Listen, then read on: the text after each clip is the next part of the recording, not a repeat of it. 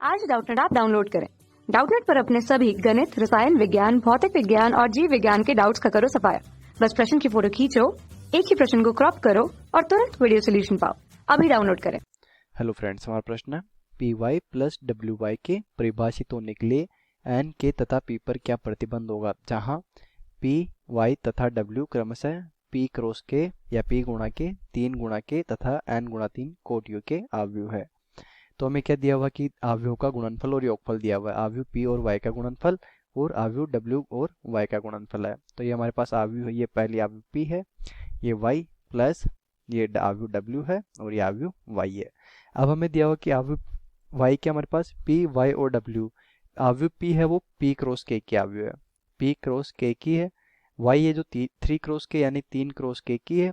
Y W आव्यूह है n गुणा 3 यानी कि n पंक्ति और 3 स्तंभ, ये हमारी आव्यूह। और वाई आव्यूह के हमारे पास 3 गुणा के, जहाँ ये क्या होती है, इसमें जो पहला अक्षर होता है वो होता है हमारे पास पंक्तियों की संख्या, पंक्ति, और ये होता है स्तंभों की संख्या। ठीक है।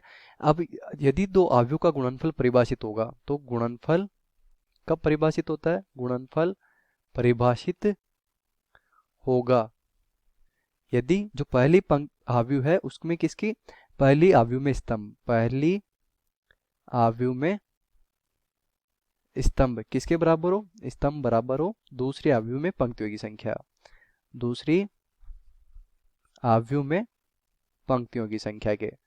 ठीक है। पहली आव्यूह में यदि स्तंभों की संख्या दूसरी आव्यूह में पंक्तियों की संख्या के बराबर हो तो ही वो परिभाषित होता है। यानी कि ये के का मान है वो किसके बराबर होना चाहिए? 3 के बराबर होना चाहिए, तभी ये गुणनफल परिभाषित है।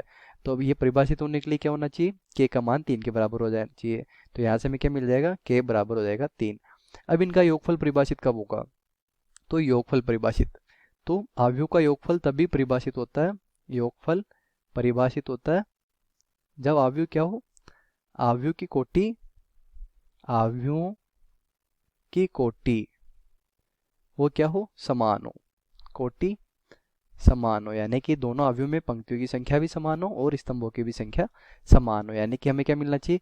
और इसका परिणामी आव्यूह होता है वो होता है हमारे पास पहली जो आव्यूह उसकी पंक्ति है और दूसरी आव्यूह की स्तंभों की संख्या।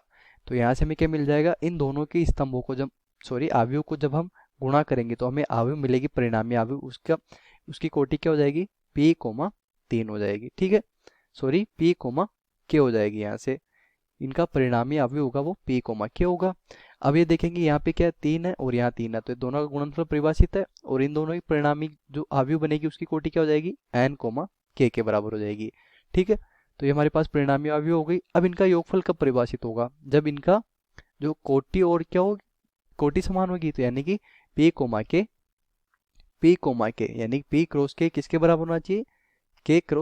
n क्रॉस k के बराबर होना चाहिए। तो ये हो गया n क्रॉस k। अब इसमें देखते हैं कि पहली जो पंक्ति आव्यूह आएगी हमारी उसमें स्तंभों की संख्या और इसमें स्तंभों की संख्या बराबर है, तो पंक्तियों की संख्या भी बराबर होनी चाहिए, यानी कि p बराबर n होगा। तो हमारे पास क्या क्या शर्त आ गई? k बराबर 3 होगा और p बराबर n होगा। यही हमारे प्रश्न का उत्तर हो जाएगा।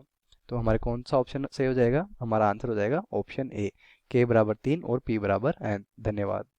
कक्षा 6वीं से 12वीं से लेकर नीट, IIT, JEE वो एडवांस के लेवल तक 1 करोड़ से ज्यादा छात्रों का भरोसा। आज ही डाउनलोड करें डाउटनेट ऐप या व्हाट्सएप करें अपने सारे डाउट्स 8400 400 400 पर।